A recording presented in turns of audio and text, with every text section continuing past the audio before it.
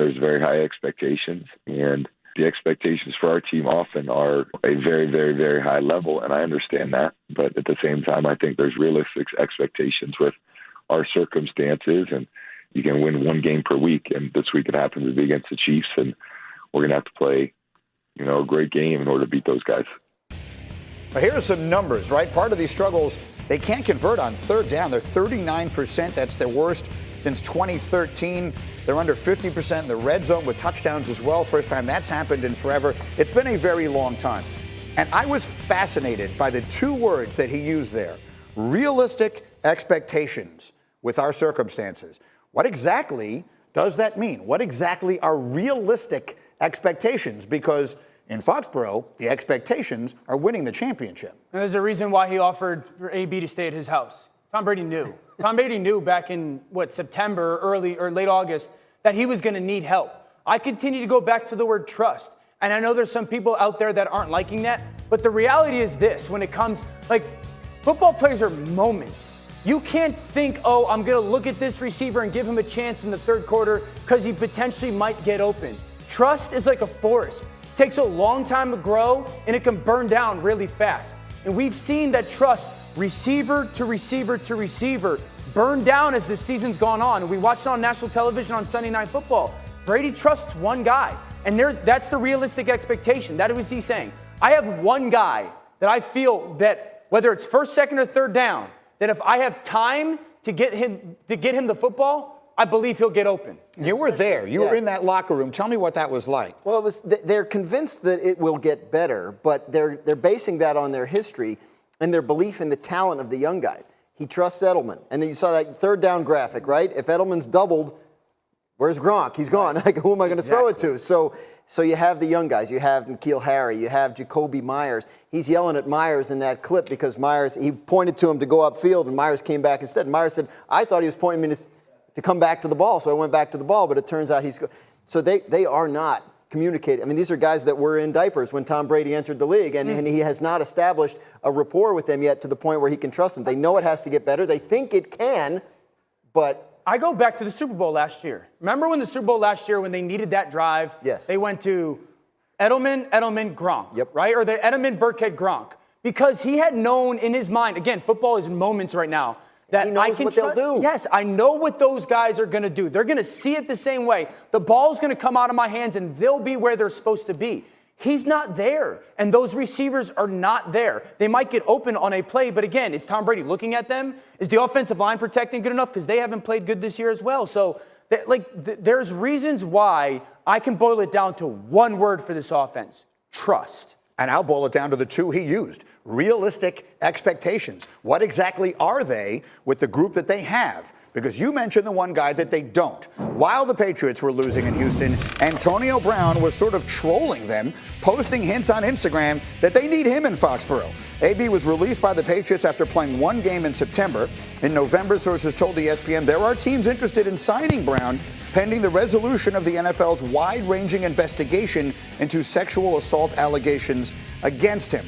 That is obviously very serious stuff and far more important than anything involving football. But we're a sports show, and Mike Tannenbaum, you were talking to people at the NFL yesterday, because the question that I've had is, if the Patriots aren't trying to make an offer to Antonio Brown, or any team trying to bring him back, the NFL is under really no urgency to make some sort of ruling. So how does this thing play out? That's right. So right now, no one's agitating to sign him. So therefore, it's in the state of flux where the commissioner hasn't ruled. There's no sense of urgency on his part. Now, if Team X came along and said, hey, we want to sign Antonio Brown, we don't want to put him on the commissioner's exempt list, we want to sign him to our active roster, then the league would move ahead and have to make a decision quickly. So right now, it's kind of in the state of flux. Is there any way of gauging where the league stands on that, what the thinking is? At this point, no. At this point, if a team were to sign him, he would probably go on the commissioner's exempt list because the league is not ready to decide on potential discipline as a result of its investigation. At some point, they will be. And they could announce that decision even in advance of someone signing him, saying, okay, he's suspended for the next 3 games, 2 games, 1 game, whatever.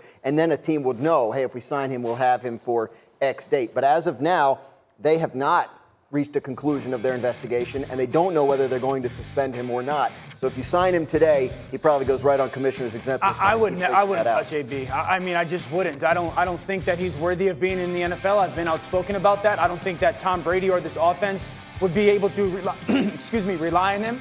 I think that the Patriots have the ability to fix things. I honestly do. Like, if I was the Patriots, I wouldn't sign AB. I'd play Edelman, I'd play Burkhead, I'd play White, I'd play Ben Watson, and I'd play spread out football, no huddle, and I'd go Tom Brady. You got a month, okay? We're going to play no huddle football, we're going to spread everybody out, and you're going to run the line of scrimmage. Get us ready to go win a Super Bowl. Dan, I'm not defending Antonio Brown, but if he is eligible and he has paid his price, our league has shown, with very few exceptions, that people of his caliber get another opportunity. And if you're a team that's desperate to get to the Super Bowl or the playoffs and you have a rare and unique opportunity to add somebody of his ability, I believe he would sign once his eligibility was cleared up. Now, there's such a thing as burning bridges. There's another thing as like blowing them up and going back. And he did that with the ownership of the Patriots, which is the one place that is the most difficult to repair. Do we think it is even remotely realistic that the answer to these realistic expectations in New England this year turns out to be Antonio Brown? I think it's very unlikely that the Patriots go back down that road. Yeah, and the timing of it as well. If he gets suspended, let's just say they make it. There's only 4 games left now. And don't forget, like, they're a team that's lacking talent, but they're not lacking cohesion. They're still a team. You don't bring somebody in who can blow up your football team character-wise. All right, we have more on this as we continue. Meanwhile, very interesting college stuff heading into the last weekend of that season. Yeah, to college football, Clemson, a 29-point favorite in Saturday's ACC championship against Virginia. The Tigers have won by at least 30 points in each of their last 7 games. They're rolling, led by Trevor Lawrence, and ETN. The Tigers' offense has now scored in 29 straight quarters. That's the second longest streak by an FBS team this season. Defense has been even better, though. Stop me if you've heard this before. Clemson leads the nation in defensive efficiency, and it's held every single opponent to 20 points or fewer. Yeah, Dabo knows they still have to win on Saturday or else.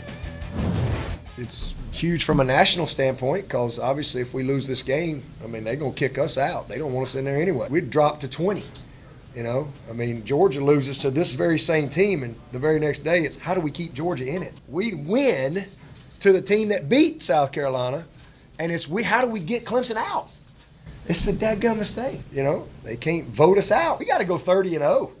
I mean, we ain't got no choice. We don't play nobody. All I can tell you is we're 10-1 versus the SEC in our last 11. And we've won 115 games this decade. So has Ohio State and so has Alabama. And we've played both of them. And our program is what people don't focus on. Okay, well, Dabo brought Georgia into it, so I will too. They've got the 21st ranked strength of schedule to Clemson's 65.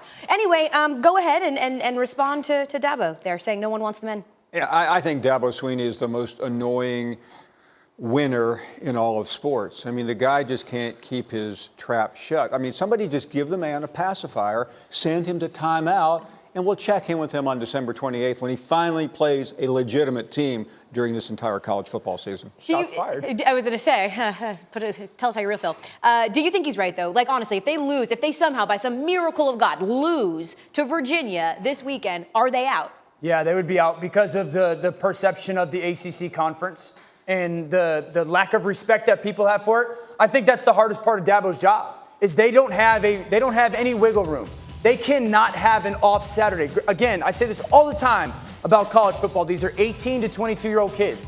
They cannot be off because they can't afford a loss where really every other team in the Power 5, maybe outside of the Pac-12, they can afford a loss and still be in the conversation.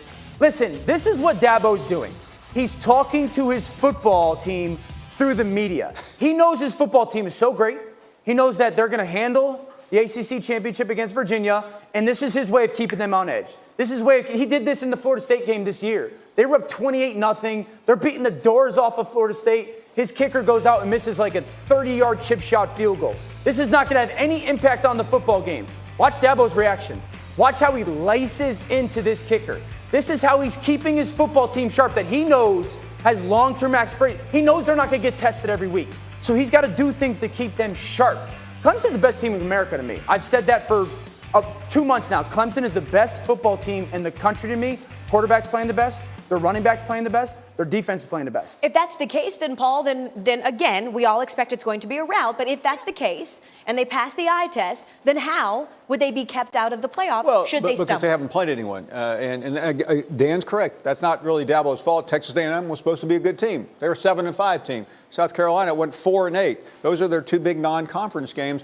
And the ACC speaks for itself. I mean, they are playing the University of Virginia in football, not basketball. In football for the ACC championship. Tony Collins had those defensive guys playing. And you will not have a problem finding a ticket Saturday night in Charlotte, I promise you. Yeah, I imagine that it won't be a sellout, but we'll certainly see. Also, Georgia beat 4 ranked opponents this year. Where'd you go to school? I didn't go to Georgia. I'm just a Georgia fan, like most Georgia fans that have never went to Georgia.